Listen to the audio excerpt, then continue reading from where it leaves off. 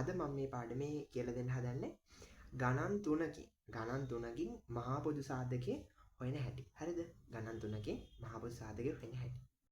හරි. ඔයගොල්ලෝ මුලින්ම ඉගෙන ගන්න ඕනේ මහා පොදු සාධකයේ හොයාගන්න නම් ප්‍රථමක සංඛ්‍යා කියලා කියන්නේ මොනවද කියලා. හරි. ප්‍රථමක සංඛ්‍යා කියන එක මතක නැත්නම් දැන් ටක් ගාලා ඔළුවට දාගන්න. ප්‍රථමක සංඛ්‍යා කියලා කියන්නේ එකෙන් සහ එම සංඛ්‍යාවෙන් පමණක් බෙදෙන සංඛ්‍යයක්. හරි. එකෙන් සහ එම සංඛ්‍යාවෙන් පමණක් බෙදෙන සංඛ්‍යාවට තමයි අපි ප්‍රථමක සංඛ්‍යා කියලා කියන්නේ.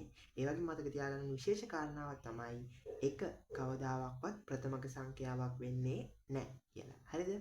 එක කවදාකවත් ප්‍රථමක සංඛ්‍යාවක් වෙනවද? නැහැ. එක කවදාකවත් ප්‍රථමක සංඛ්‍යාවක් වෙන්නේ නැහැ. හරිද? හරි. හරි. දැන් එකෙන් සහ එම සංඛ්‍යාවෙන් පමණක් බෙදෙන සංඛ්‍යා.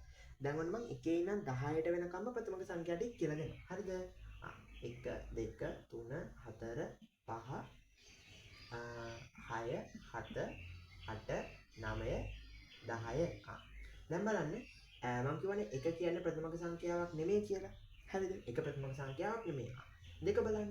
2 එකෙන් සහ එම සංඛ්‍යාවෙන් විතරයි බෙදෙන්නේ. එහෙනම් 2 කියලා කියන්නේ මොකද්ද? ප්‍රථමක සංඛ්‍යාව. 3ත් අන්න ඒ වගේ.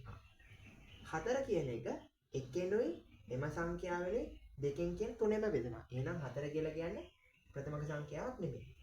5 කියලා කියන්නේ එකෙනුයි එම සංඛ්‍යාවෙනුයි විතරයි. එහෙනම් 5ත් ප්‍රථමක සංඛ්‍යාවක්. 6 1 6 3 සහ 2 කියන සංඛ්‍යා හතරෙන්ම බෙදෙනවා. එහෙනම් 6 කියලා කියන්නේ ප්‍රථමක නෙමෙයි. 7 කියලා කියන්නේ එකෙනුයි එම සංඛ්‍යාවෙනුයි විතරයි. 8 1 8 2 4. ආයි සංඛ්‍යා හතරකින් බෙදෙනවා නම් ප්‍රථමක නෙමෙයි. 9 කියලා කියන්නේ ප්‍රථමක නෙමෙයි. 1 3 9 කියන සංඛ්‍යා තුනෙන්ම බෙදෙනවා. එහෙනම් 10 කියලා කියන්නේ ප්‍රථමක නෙමෙයි. හරිද? 1 10 2 5. හරිද? එහෙනම් 1 ඉඳන් 10ට ගත්තාම ප්‍රථමක සංඛ්‍යා කවුද? 2 ඔන්න බලා ගන්න. මෙන්න මේ ටික 2 3 ඊළඟට 5 ඊළඟට 7. හරිද? හරි. ඔයගොල්ලන්ට දැන් ප්‍රථමක දැනුම ප්‍රථමක සංඛ්‍යා කියන්නේ මොනවද කියන අදහස තියෙනවා. හරි. ඊළඟට බලමු අපි දැන් කොහොමද මහා පොදු සාධකයේ ප්‍රථමක සංඛ්‍යා පාවිච්චි කරලා හොයන්නේ කියලා. හරි. දැන් බලන්න මම පළවෙනි ගණන් තුනක් හදනවා. හරිද? ඒ ගණන් තුනෙන් මම ඔයගොල්ලන්ට කියලා දෙනවා මහා පොදු සාධක හොයන්න. හරිද? දැන් බලා ගන්න. දැන් මේ 24 32 48. හරිද? මම ඉගෙනුනේ ප්‍රථමක සංඛ්‍යා කියලා සෙට් එකක් මොනවද? 1 ඉඳන් 10ට තියෙන ඒවා 2 3 5 7. හරිද? ඔය සෙට් ඔය කය ටිකනේ දෙන්නේ. කුඩාම ප්‍රථමක සංඛ්‍යාවෙන් බෙදන්න ගන්න. හැබැයි මේක විශේෂත්වය තමයි තුන් දෙනාම බෙදෙන්න ඕනේ. හරිද? කුඩාම ප්‍රථමක සංඛ්‍යාවෙන් අරගෙන බෙදනවාද කියලා බලන්න ඕනේ. දැන් කුඩාම ප්‍රථමක සංඛ්‍යාව 2නේ. දෙකෙන් බලනවා අපි 24යි 32යි 48යි කියන තුන් දෙනාම බෙදනවාද කියලා. ඒ තුන් දෙනාම බෙදනවා නම් තමයි අපි ඒ කුඩාම ප්‍රථමක සංඛ්‍යාව පාවිච්චි කරන්නේ. හරිද? දැන් කුඩාම ප්‍රථමක සංඛ්‍යාව 2නේ. දෙකෙන් කට්ටියෙන් බෙදනවා. එනවනම් මම 2 ගන්නවා. හරි? 24 දෙකෙන් බෙදුවාම 12යි 32 දෙකෙන් බෙදුවාම 16යි 48 දෙකෙන් බෙදුවාම 24යි. ආයේ තුන් දෙනාම දෙකෙන් බෙදනවානේ. 6යි 8යි 12යි. ආයේ තුන් දෙනාම දෙකෙන් බෙදනවානේ. 3යි 4යි 6යි. දැන් තුන් දෙනාම බෙදෙන සංඛ්‍යාවක් නැහැ. අපි මෙතනින් නවත්තනවා මේ ගාන. එතකොට අපේ මහා පොදු සාධකය කියලා කියන්නේ මොකද්ද? 2 වැඩි කිරීම 2 වැඩි කිරීම 2. දෙකේවා 3ක් කීයද? 8යි. එහෙනම් 24 32 48 කියන සංඛ්‍යා තුනේ මහා පොදු සාධකයේ 8යි. අපි තව ගණන් දෙකක් හදමු. හරි. මේ දෙවෙනි ගාන. හරි. දැන් අපි ආයෙත් බලනවා 12 18 24.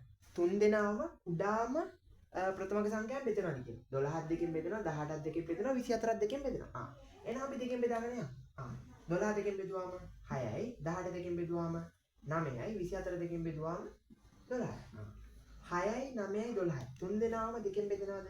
නෑ. 9 කියන එක දෙකෙන් බෙදෙන්නේ නෑ. එහෙනම් අපි යනවා ඊළඟ ප්‍රථමක සංඛ්‍යාවට.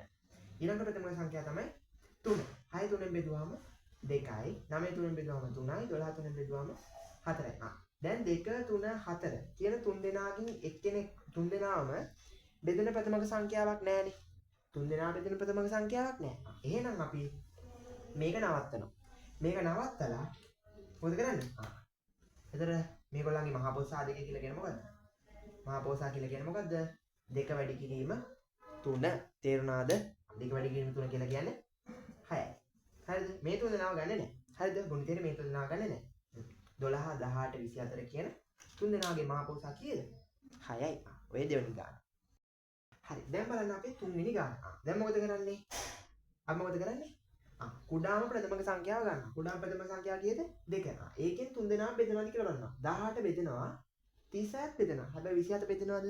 නෑ. 27 බෙදෙන්නේ නැති හින්දා අපි ගන්නවා ඊළඟ ප්‍රථමක සංඛ්‍යාව. 3. 3ෙන් නම් තුන් දෙනාම බෙදනවා. 18 3ෙන් බෙදුවාම 6යි. 27 3ෙන් බෙදුවාම 9යි. 36 3ෙන් බෙදුවාම 12යි. ආයෙත් බලනවා. ආයෙත් 3ෙන් බෙදනවා. 6 3ෙන් බෙදුවාම 2යි. 9 3ෙන් බෙදුවාම 3යි.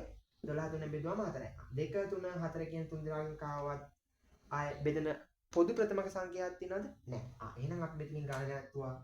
එහෙනම් මහපොසා කියලා කියන්නේ කීයද? 3 වැඩි කිරීම 3. 9. 18 27 36. කියන තුන් දෙනාගෙම මහපොසා කීයද? 9. හරි. මම දැන් ගණන් 3කින් කතා කරනවා කිව්වට මම තව එක ගානක් කතා කරනවා. හරිද? මොකද මේ වගේ ගානක් ආවද ඔයගොල්ලෝ හිර වෙන්නේ නැහැ. හරිද? දැන් මේ වගේ ක්‍රමයකට හදන්න බැරි ගණන් තියෙනවා. මහා පොදු සාධකේ. ඒ වගේ ගානකට අපි මොකද කරන්න කියලා බලමු. හරි. දැන් ඔයගොල්ලෝ උදාහරණයක් විදිහට හිතන්නකෝ බලන්න. ඔයගොල්ලන්ට 2 3 5 වගේ තුන් දෙනෙක් දීලා තියෙනවා කියලා. හරිද? දැන් මේ තුන් දෙනාම කවුද? නෑ. මම 5 වෙනකොට ගන්නම්කෝ 14 කියලා. දැන් මේ තුන් දෙනා කවුද? මේ දෙන්නෙක් ඉන්නවා ප්‍රථමක සාධක. අනිත් එක්කෙනා ප්‍රථමක සංඛ්‍යාවක් නෙමෙයි. හරිද? ප්‍රථමක සාධක කිව්වත් සංඛ්‍යා කිව්වත් ලොකුවට හිතන්න එපා. හරිද? දැන් මම 2යි 3යි 14යි ලියා ගන්නවා. හරිද? දෙකේ සාධක ටික ලියා ගන්නවා. දෙකේ සාධක මොනවාද? 1 2. ඔච්චරනේ දෙකේ සාධක. දෙකේ සාධක කියලා කියන්නේ දෙක බෙදන්න පුළුවන් සංඛ්‍යා. දෙක එකෙනුයි ඒ සංඛ්‍යාවෙන් විතරයි බෙදන්න පුළුවන්. 3 ගත්තත් එකෙනුයි 3ෙනුයි විතරයි බෙදන්න පුළුවන්. 14 ගත්තොත් 1 2 ඊළඟට 7 ඊළඟට 14 ඔච්චරනේ බෙදන්න පුළුවන්. එකක් තියෙනවා එම සංඛ්‍යාවක් තියෙනවා. දැන් මේ තුන් දෙනාට පොදු වෙන සාධකය මොකද්ද? පොදු වෙන සාධකය මොකද්ද? 1. එහෙනම් 2 3 14 කියන සංඛ්‍යා තුනේ ප්‍රථමක සාධකයේ 2 3 14 කියන සංඛ්‍යා තුනේ මහා පොදු සාධකය මොකද්ද? මහා පොදු සාධකයේ 1. තේරුණාද? මහා පොදු සාධකයේ 1. තේරුණාද? මේ වගේ අර අපිට මං කිව්වේ ප්‍රථමක සාධකවල ප්‍රථමක සංඛ්‍යා වලින් බෙදන්න බැරි වෙන ගණන් තුනක් අපිට ආවොත් බෙදන්න බැරි වෙන විදිහට ගණන් ආවොත් ඒ ගණන් වල දැන් මේ වගේ 2 3 14 කියන වගේ සංඛ්‍යා තුනක් ආවොත් ඒ වගේ සංඛ්‍යාවල මහ පොදු සාධකය වෙන්නේ කීයද? හැමතිස්සෙම මහ පොදු සාධකේ 1යි. මම තව ඒ වගේ ගණන් ටිකක් පෙන්නන්නම්. දැන් හිතන්න 5 7 9 දුන්නා කියලා 5 7 5යි 10යි 9යි දුන්නා කියලා හිතන්නකෝ. දැන් මම 5යි සාධක ලියා ගන්න. 1යි 5යි 10යි ලියා ගන්න. 10යි සාධක 2යි 5යි 10යි එකක් තියෙනවානේ. එක අමතකුණා. එකක් ලියා ගන්න. හරි. ඊළඟට 1යි 2යි 5යි 10යි. ඊළඟට 9 ගත්තොත් 9 සාධක මොනවාද? 1යි 3යි 9යි. දැන් බලන්න මේ තුන් දෙනාගෙත් මොකද්ද?